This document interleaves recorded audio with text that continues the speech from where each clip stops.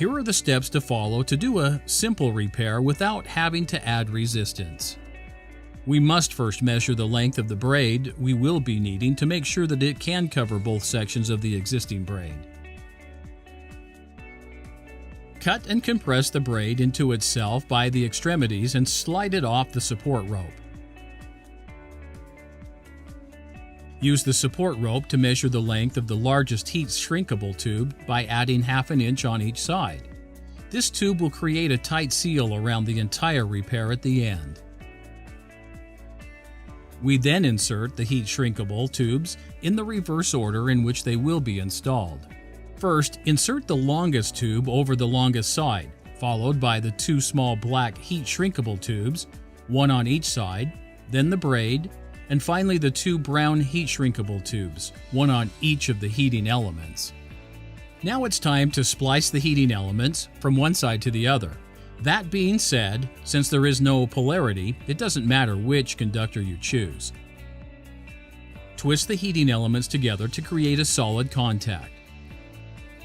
Solder the twisted joint by applying the soldering iron on the heating elements on one side and the soldering wire on the other, in order to get a hot and smooth soldering. Make sure the soldering is smooth and that there is no roughness that could damage the heat shrinkable tube by cutting the roughness, adding soldering, and letting it cool.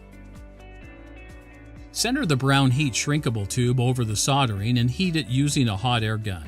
Keep the gun moving constantly to apply even heat until glue appears at each extremity. Let it cool before you start over with the second heating element.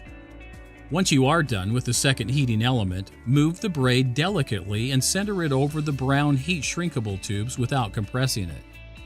Starting from the middle, stretch the braid to cover the existing braid on each side. Make sure the new braid fits tightly over the existing braid. Slide small black heat shrinkable tubes over the joints at each extremity of the new braid and shrink them using the hot air gun. Let them cool.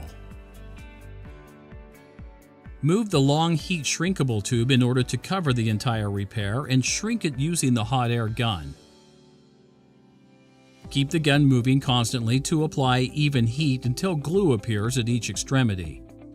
There you go, your splice is done.